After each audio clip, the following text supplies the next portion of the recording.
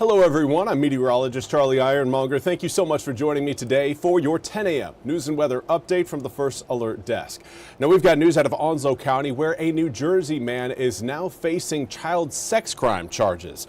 34-year-old William Alston was arrested by Onslow County deputies yesterday, and according to warrants, Alston had indecent liberties in August with 2 children under 16 years old, one of whom was 3 years old. Alston has been charged with 4 counts of indecent liberties with a child and 1 count of statutory sex offense with a child by an adult. He was taken to the Onslow County Jail and is being held without bond. He is expected to appear in court later today. And now we want to turn to the war in Ukraine, where again Russian strikes continue as a work towards a peace plan is being done in Washington as well as Moscow and across Europe. NBC's Richard Engel has more from Ukraine.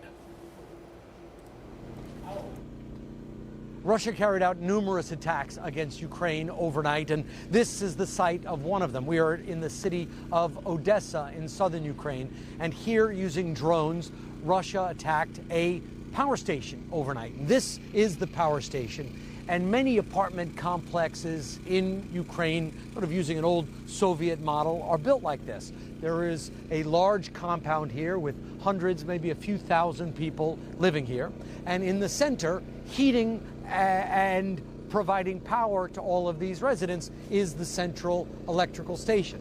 That has now been knocked offline. Witnesses say there were at least 10 Shahid-style drones, and these are the big wing-shaped drones that Russia often uses, kamikaze one-way drones, and they also caused damage to this apartment building across the street, knocking out windows, causing injuries, and these are some of the aid workers who quickly sprung into action to try and provide some services. This is the World Central Kitchen. There's a German ambulance over there.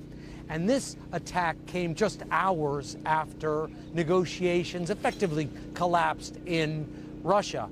There was a marathon session with the top delegation from President Trump's foreign policy team, Jared Kushner, Steve Witkoff, his personal envoy. But President Putin said, according to the Kremlin, that the terms weren't good enough. And it seems that he is trying to win this war on the battlefield and not through negotiations. But it doesn't mean that the peace process is over. Now that Putin has rejected the current U.S. proposal, it is back to the Ukrainians and back to the Americans to try and come up with some other formulation. And according to a senior U.S. official, the U.S. side has invited the Ukrainian delegation for more peace talks in Florida today.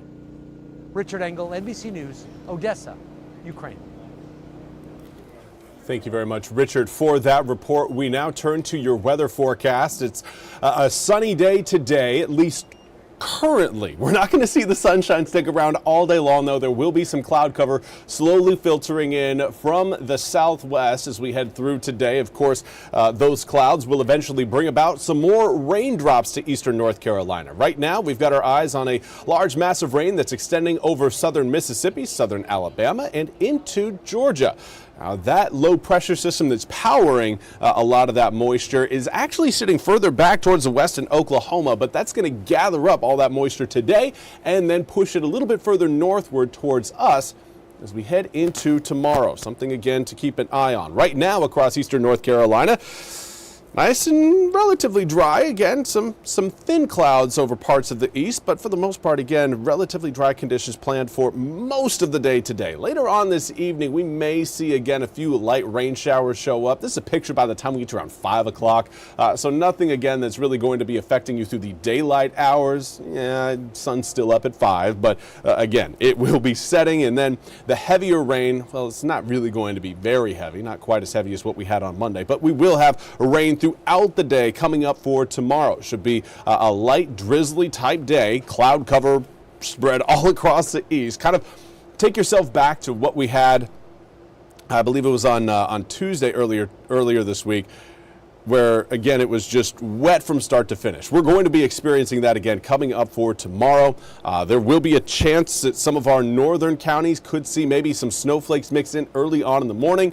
Will any of that snow stick? No, absolutely not. And most of us are actually going to be missing out on the snow. Whenever we talk about that opportunity for perhaps a few flakes, we're really looking at some of our counties that border Virginia, or at least get close to it. So Hertford, Gates, Northampton, possibly Halifax counties. Those are the areas, again, that could potentially see some snowflakes mix in with the rain showers. Now, of course, when it's mixed in, you're not going to get anything to stick. So if you're wondering if you're going to have to worry about any sort of impacts, zero. Other than wet roads. That's pretty much the impact that we are going to be talking about. Then on Saturday and Sunday, we will still see some rain showers, particularly down closer to the Crystal Coast. The closer you get to Virginia, coming up over the weekend, the drier you will be. 44 degrees right now in Washington, though, comes with a calm breeze. And again, does look like some very thin stratus clouds stretched over the Washington skyline there. As far as your air temperatures are concerned, most of us in the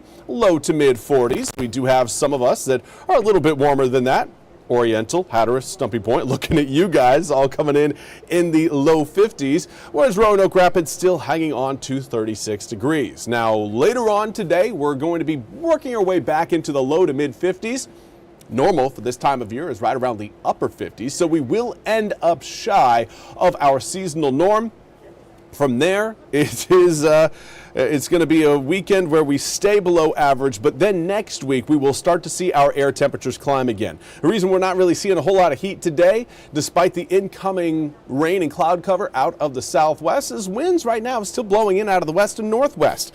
That's going to keep our air temperatures cooler than average. But again, we will keep an eye on those temps. I think as we head later into the afternoon, we'll start to see more of a southwesterly breeze, and there is the rain arriving. That area of low pressure will not be stalling over the east, but it will slow down, and that keeps rain in the forecast all the way through your Saturday, particularly for those of you watching a little bit further south, certainly south of 264. You guys, again, are going to be looking at rain showers for both Saturday as well as Sunday, as that other area of low pressure you're seeing back towards Houston works its way closer and closer to Cape Fear. That's kind of where it is heading. Going to be rolling over the Myrtle Beach, Cape Fear area over really kind of Saturday night into Sunday morning, and that keeps us wet. But we will have a better opportunity for warmer weather coming up next week.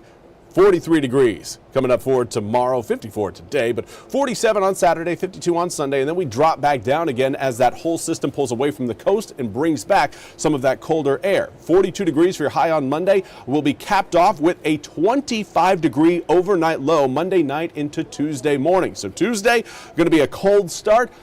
We'll see another cold start on Wednesday, but gradually warming up through next week. 42 degrees on Monday, turns to 48 on Tuesday, 52 Wednesday, and hello to the low 60s on Thursday. Finally a day where we can look at it and say, all right, we've got a pretty good chance of returning to above average weather, something, at least in terms of air temperatures, something we haven't been able to say over the last 2 weeks. That's all we have time for today's 10 a.m. news and weather update from the First Alert Desk. I want to thank you all so much for joining me. We'll be back with more news and weather coming up at 11 o'clock. Until then, I hope you all have a fantastic Thursday.